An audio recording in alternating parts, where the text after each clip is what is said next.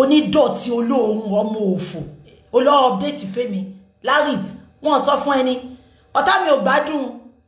ó sọ pé mò ń bẹ̀yìn mi bẹ̀yìn àwọn followers mi ni mo gbọ́rọ̀ sí lẹ́nu àwọn followers mi tó sọ pé kí n fi yín lẹ̀ ni mo gbọ́rọ̀ sí lẹ́nu ìwọ lọ update torí mo ti sọ pé ẹ̀mí ìbáyín jà ìwọ lọ update fẹ́mi Larit you are a very stupid girl wọ́n sọ pé lẹ́fọ̀ọ́ ó ní ìhó ó lẹ́fọ̀ọ́ òun ò ṣe tàkìtàn Larit shoes of Larit olórí burúkú àṣírí ó máa lọ sí China lọ ra bàtà á sọ pé designer lòun ń tà àwa ta bàtà fún customer tó ó láàkì customer service agbowó lọ́wọ́ yẹn sọ pé òun owó l'account Larit story ẹ bàjẹ́ gan ó lè ní ẹ̀nà Larit wọ́n sọ fún ẹni ó lè ní ẹ̀nà olóṣì alábẹ́rún ọjọ́ mẹ́ta ọjọ́ márùn-ún kò ní wẹ̀ abẹ́rún ni Pasuma ṣe fiẹ́lẹ̀ náà ìwọ tó ní good history mo sọ ó gbẹnu mi mo ní ó fi wúǹbù ẹ̀ṣọ́ ọmọ ni ó fi ṣògo owó ni olóṣì dirty bitch èmi ló fẹ́ fi kọ́rọ̀ sọ Larit ó ní jẹ́ tán ó mẹ́tò má pò ni why do you have to go to panty to go and fight ṣé wọ́n jára tíátà ni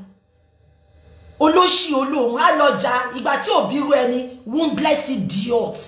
mo sọ ó gbẹnu mi Larit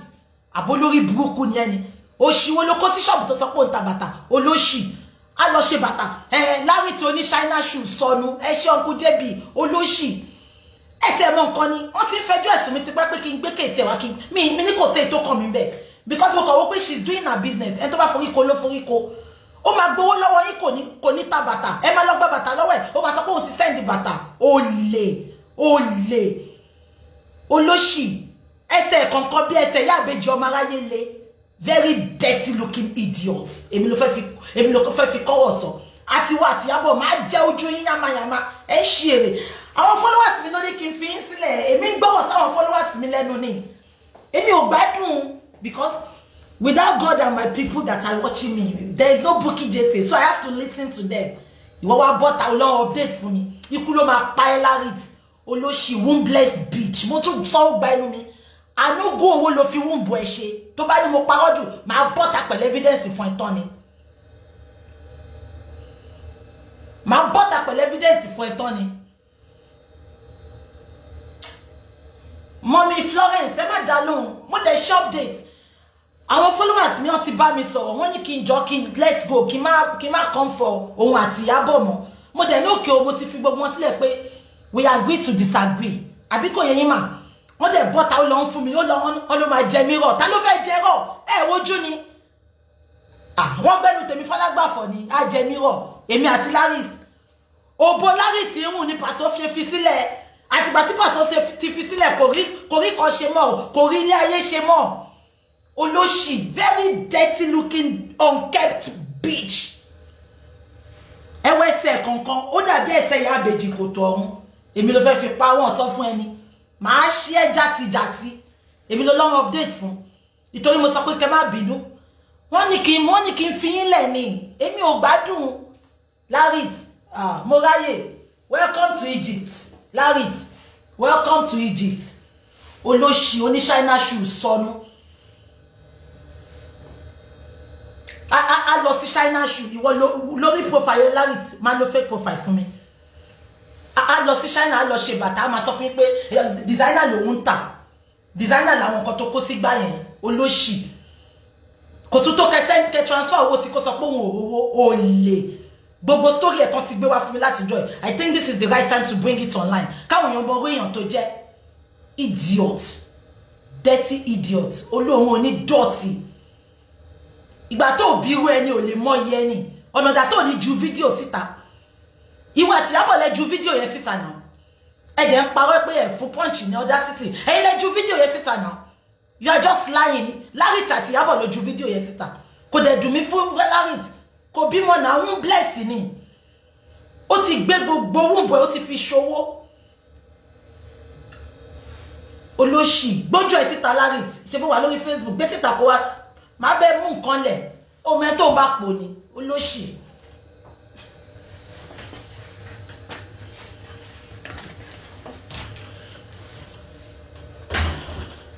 second hand gold tó ń tà náà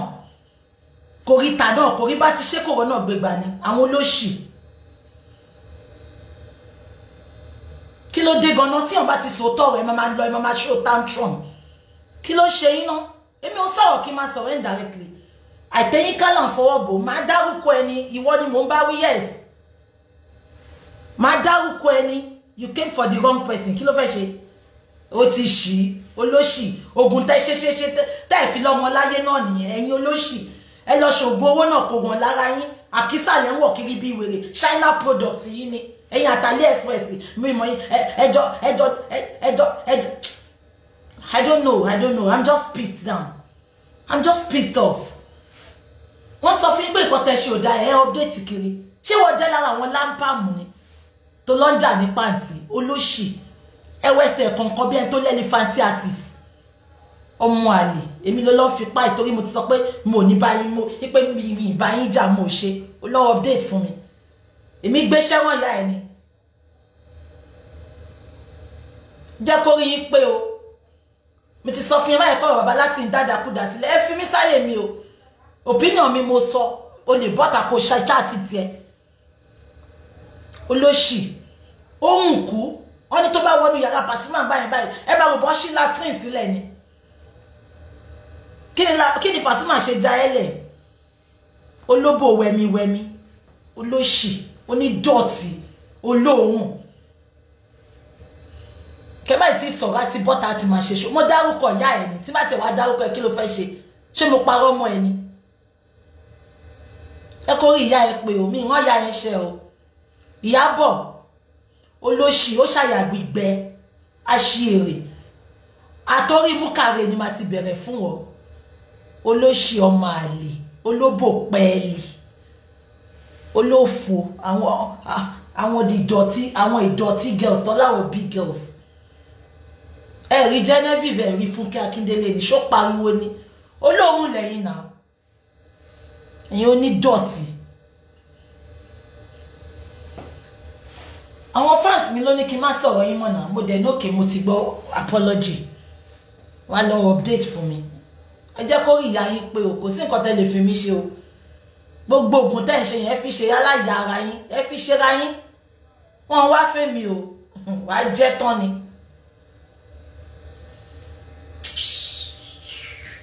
wọ́n bá yín wípé nǹkan tẹ́ ṣe ò dá o dẹ̀ tí à ń update èmi ló ń fún lọ update association àfàwọn olóṣó ni wọ́n fẹ́ wọ́n update fèmí abẹ́ ṣì èrè náà ló máa jẹ mí rọ̀ já wọ́n wo rọ̀ ṣọ́gbẹ́nu tèmi fálágbàfọ̀ ni àwọn wo ò ní jẹ́ tán mo ti gbọ́ yín jàre ẹ̀yin tèmi mo kọ̀ láti wá olóbò pẹ́ẹ́lí ni Ìyábọ̀ olóbò pẹ́ẹ́lí Ìyábọ̀ olóṣì ni wọ́n tiẹ̀ olóòrùn mo ti sọ fún ẹ owó tó ní yẹn lọ fi pa àwọn márùn tó dú ẹ lẹ́jọ́ àwọn tó rèpù ẹ lọ fi pè wọ́n lẹ́jọ́ kókó ṣì dànù ẹ̀yin wèrè múkàrè ni ẹ lè imagine how local dirty she is mọ́mí Ọládélé mi o mọ́mí mi tún ti dé bí báyìí onígèlè sọnù mọ́mí Ọládélé onígèlè sọnù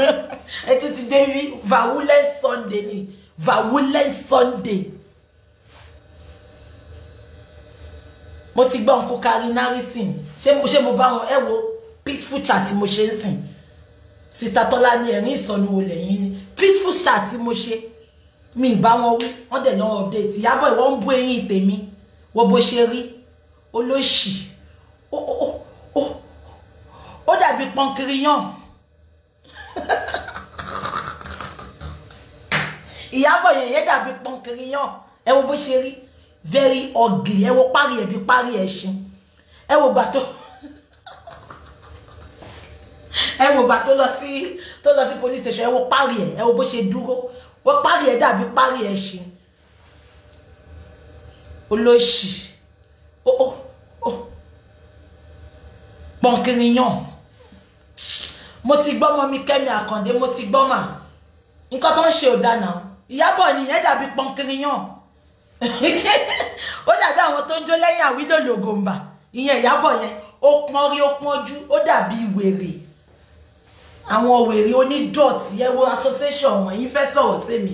mọ́mí Ọládélé ẹ̀ lè bá mi jà onígèlè sọnù Ìyábọ̀ Òjó yẹn ìyẹn dàbí pọ́nkìrìyàn olóṣì abiagba tó lóhun abiamọ olófo olóbò pẹ́ẹ́lí gbogbo ètò fi jẹ́ kó lọ́yàn gbogbo ẹ̀ wọ́n sọ pé mi ń jà kiri ẹ̀yin ò jà kiri ṣọ́ fídíò èmi tí mo lọ sí pàǹtì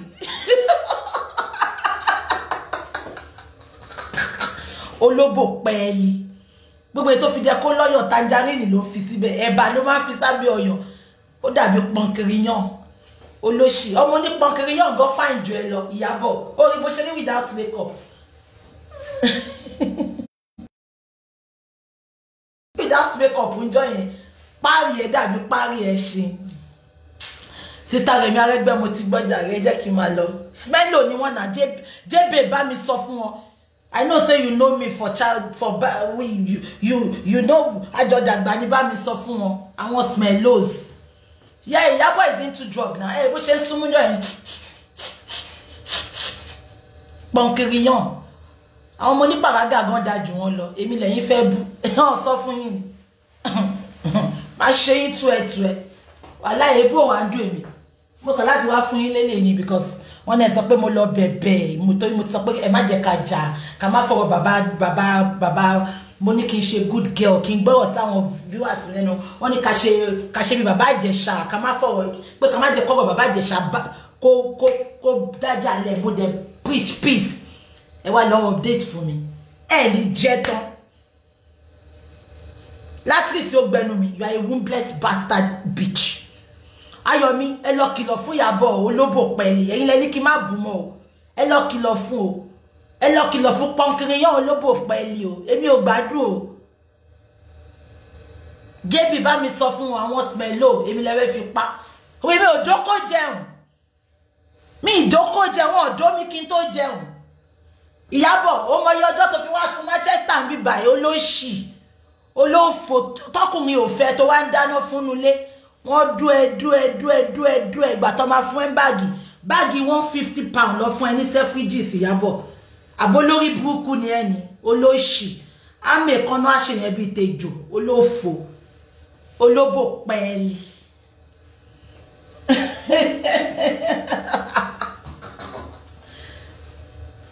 àwọn olóṣì àwọn aláwòkọ ọpọlọ ṣọ́ńdó èmi kí n tó jẹun ni mo ti gbọ́dọ̀ rí ẹ̀yin èèyàn mi mo dẹ̀ ní ká ṣe good girl ká sọ́ọ̀tì out wọ́n wá ní ó ń bẹ̀rù ẹ ìwé yìí tí ó rọ ilé máa ba ẹ̀tì ẹ̀jẹ̀ bàtà ní jẹ́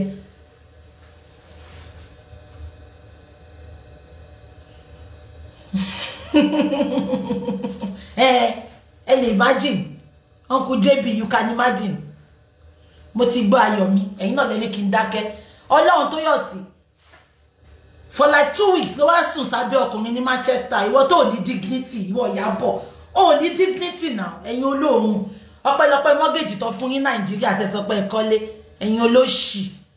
if not thank God for mortgage olóṣì ọmọ inú ẹ̀kọ́ ló gbé mọ́tò fún ẹni olórí burúkú èmi ló fẹ́ fi pa jẹ́ kó rí ìyá ẹ pé Ìyábọ̀ wò ó tí bá bẹ̀rẹ̀ pẹ̀lú ẹ̀ tán ìyá ají níbi tó pa sí tó fi ṣògùn owó ni Larry Town Market wombless bitch ṣe bí nǹkan tí Ìyá Pasuma ò ṣe gbà kó fọ́mọ òun nìyẹn wọ́n lọ wádìí wọ́n sọ pé ò lè bímọ tó gbogbo nǹkan tó fi jẹ́ kó bímọ Larry ó ti fi ṣògùn owó ṣé mo parọ́ ni olófò Délé Ṣáńkó Jápátá Market èèyàn mi èèyàn yìí mo ti gbọ́ Uncle Karen mo ti gbọ́ tẹ́ ṣíṣí bá ń délé gbogbo yẹn kí n rí ẹ rí bó ṣe wá fún mi ni mo ti gbọ́ Uncle Ray mo ti gbọ́ ẹ ṣe gbogbo yẹn mọ̀ pé ní tìjú mi ni gbogbo yín mo mọ̀ mi ní bá gbọ́rọ̀ sí lẹ́nu ẹ ṣe mo dúpẹ́ ọ̀run á pọ́n yín lé thank God for monthly installation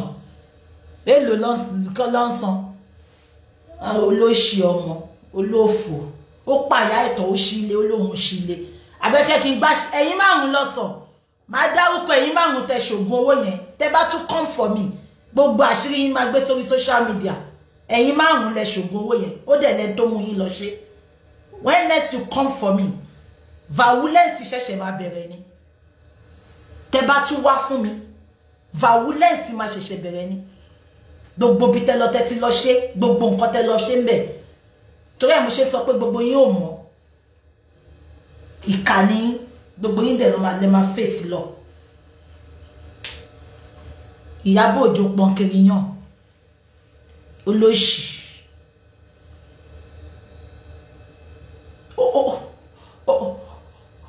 mú kàrè ìtàn ó dọ̀m̀pù ẹ̀ ìgbà tó ráwọn ṣúgà dàdí olóṣì odò tó gbàgbé orísun ẹ̀ ni ó máa ṣorí burúkú dọjú alẹ́ ni èmi ni wọ́n fẹ́ kọ́ èmi ni wọ́n bú eyín mi ó ti wáyé pé mo ti bú eyín mi kó tó bu ni owó ṣòbí láàárọ̀ ni mo ti bú eyín mi mo ní kọ́ wo eyín mi mo fẹ́yìn sí wọn fẹ́yìn ẹ̀ ìwọ fẹ́yìn bú mi mo ti gbọ́dọ̀ rẹ̀ ẹ̀yìn tèmi ẹ mọ̀ pé mo sọ nǹkan kan mo ti bọ́ta mo ti preach peace that barren bastard called idiot Larrit èmi ló wà lọ́wọ́ update fún welcome to Egypt go ní gbà yín tí bá finish pẹ̀lú yín mo ti gbọ́ àwọn mọ́mì mi àmì àwọn dáàdì mi àwọn ẹ̀gbọ́n mi àwọn àbúrò mi mo ṣe mo ti gbọ́ màá máa lọ ẹ ṣe mo ti fi wọ́n lẹ̀ mo kàn láti wá fún wọn jẹ ni because wọ́n sọ pé mò ń bẹ̀rù wọn wọ́n sọ pé wọ́n abẹ́ ya wèrè ni ṣé mi jẹ́ tó ń bẹ̀rù èèyàn ni I'm a fearless lioness I fear no evil I see no evil if you bring it I give it to you ẹ má lọ wá gbogbo bí láti léyàn o ẹni kemi máa bọ̀ Nàìjíríà tásìkò bá ẹ̀yin tẹ́tẹ́ fẹ́ mú mi Nàìjíríà ti pọ̀ báyìí ẹ kúkú mọ̀ pé tí n bá ti ń lọ máa ṣe fídíò ni mo ti ń lọ ẹ ní jẹ́ tán ìyá yín ò ní ṣe irú ẹ̀ mọ́ èmi tí mo sọ bẹ́ẹ̀ ni olóṣì wọ́n á dú ọ̀rẹ́ méjì pọ̀ wọ́n á ṣe threesome fún Ìyábọ̀ má jẹ́ kí n má jáde tán fún ẹni ibi tán wá kàǹpù ẹ̀ mọ́ Manchester ṣé wọ́n ti pé threesome lọ ṣe fún ẹjọ́ náà onídọ̀tí olóhùn ó dọ̀tí àwọn abọ́ta wọn máa ṣe bí pepperless wọn máa ṣe bẹ́ẹ̀ tí ò yàgbẹ́ ìyẹn onídọ̀tí àwọn tó mọ̀ yín ló fi ń ṣe ló ń pè yín ní hero model ẹ̀yin mechanic model tẹ́ ń pè ra yín hero model ẹ̀yin hero model ẹ̀yin àwọn tí ò bá mọ̀ yín lẹ́ máa ṣe hero model fún onídọ̀tí yẹn Ìyábọ̀ yẹn náà ń bọ́ta olóhùn jà òun mọ́dà àwọn ọmọkọ ó mọ èjì tó fa àwọn ọmọ ilẹ̀ tó wá jókòó Manchester 2 weeks báàgì 150 lọ fún ẹ fún gbogbo 2 weeks yẹn taláṣẹ́wó domitila gangba tó ń jẹ́ domitila per night ó níye tó máa mú lọlé ó fi gbogbo Nàìjíríà sílẹ̀ ó wá wọ plane wá sí Manchester fún 2 weeks ànígbà tí wèrè ń lọ ó fi pátá lẹ̀ ó fi bra àwọn bọ̀bọ̀ yẹn kàn fi ń ṣe yẹ̀yẹ́ ni èmi lọ ta oúnjẹ fún wọn bẹ́ẹ̀ ni o mo ti ẹ̀ tètè wọ́n pọ̀ òun lọ sọ náà mú story ẹ̀ báyìí náà bẹ̀rẹ̀ sí ní sọ Indaboski Uncle Nusa you know me now Uncle Nusa you know say I no go gree I no go keep quiet now ànígbà tó ń lọ ní boyfriend bá jẹ́ kí dákọ̀ bọ̀bọ̀ yẹn ó ti bẹ̀ mí pé kí n má dárúkọ wọn ní bọ̀bọ̀ yẹn ní ẹ̀wọ̀n ṣé ìdí ọmọ 5 years old dìdí Ìyábọ̀ ni ló mú tọ̀ǹgì ẹ̀ ló yọ síta ó lọ fi pátá sílẹ̀ ni ló fi underwear ló foríṣiríṣi sílẹ̀ ìgbà tó máa bí wèrè ó lóun sì máa padà wá ní bàbá yẹn ní padà wá síbo òun múùfù lọ sí South Africa tẹ́wọ́ wọn bọ́ ṣe wá ń ṣe àwọn wèrè yìí wọ́n máa ń pimpu wọn ní àwọn wèrè yìí ṣebí kan mo náà fún 20 pounds láàárọ̀ ẹ̀ tó fi do Ìyábọ̀ ìwọ ó jẹ́ má lọ wá mo máa yí ní gbogbo ẹ̀ lákàìvù mi ó ti bá pé máa ń gbóúnjẹ wá fún wọn bí tó ti ń do ẹyẹ ní Manchester Ìyábọ̀ má lọ wá o àní ló bọ́ta ń jọ náà lòun náà ṣàkọ celebrity bó ṣe lọ báyìí lọ fi rẹ́rìn àwọn ibi náà wọ́n láwọn role model ta ni àní ló wọ́ báyìí ló dàbí alákàn ló wọ́ dé pálọ̀ ló ṣe hi everyone bó ṣe tọ́nù báyìí wọ́n bú sẹ́rin ni àwọn ọkùnrin ò náìsì o àwọn ọkùnrin ò dá èmi ni wọ́n fẹ́ bú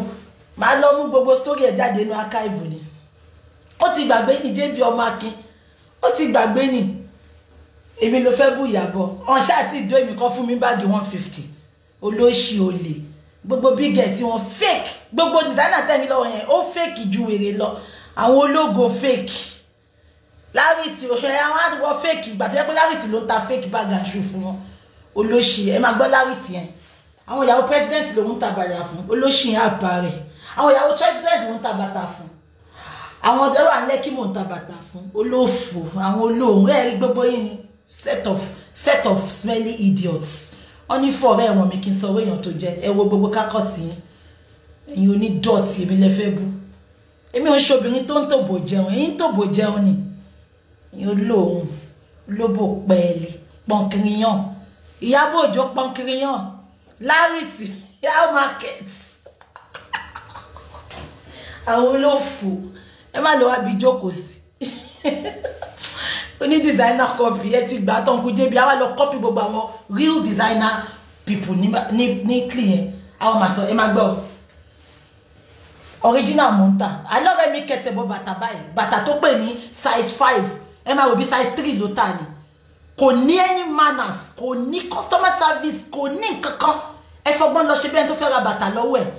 ó lack everything she lacks everything abájọ náà tó lélẹ̀ bí tèmi báyìí ṣe bẹ́ẹ̀ mi ti ẹ̀yìn bímọ mo wá wọn fi wọn kí ni wọ́n fi wọn ó rí nǹkankan fi wọn èyí tó fi jẹ́ kó fi nǹkan wọn ó ti fi bí wúńbọ ẹṣowó oṣowó náà bàtà lórí burúkú ló ń ta ó kúrò lójú kan agunto páṣọ èṣídà èyí tó ṣe tí Pasuma fi ẹlẹ̀ ya Pasuma dúró báyìí ni ó lóò lè fẹ́ ọmọ òun tó wọ́n ti lọ wádìí wọ́n lóò lè bímọ olóṣì àgàn ẹ jẹ́ máa lọ jàre ẹ̀yin tèmi Ìyábọ̀ pọ́nkiriyan okay ẹ jẹ́ máa lọ Mọ́mí Ọládélé okay Mọ́mí Ọládélé sister Tọ́lá Nicole wọ́n ní kí n bá wọn lọ dárú sister Princess Aláyọ̀mọ̀yọ̀ ẹ̀rín ìsọnù lẹ́yìn rí báyìí irú ẹ̀rín ìsọnù okay mo ti tọ́ ẹ̀yin tèmi wọ́n sọ pé ó ti tó okay mo ti gbọ́ olóṣó ni onídọ̀tí ni wọ́n oníbàárà ni wọ́n ní tó bá wá sí abroad wọ́n máa ń tọrọ bàárà kiri ní ẹ̀rí bó ṣe máa ń gbé wọn kiri restaurant ni wọ́n ti ẹ̀ gbé wọn lọ 5-star restaurant àwọn restaurant tó ti ń jẹ fish pepper soup tó ti ń jẹ bọ̀kọ̀tọ̀ pọ̀mọ́ aláta ibẹ̀ ló máa ń gbé wọn lọ àwọn onídọ̀tí wọ́n wá dé line jàdájá lẹ́tí máa ṣe pé èmi lẹ́ni kan fẹ́ ṣe kinní fún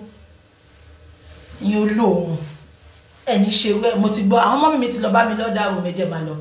okay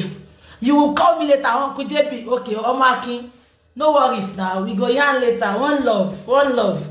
Mommy Bukky in Florence mo ti jẹ ice mi tán ice ti tán ẹ jẹ́ máa lọ one love that way jàre.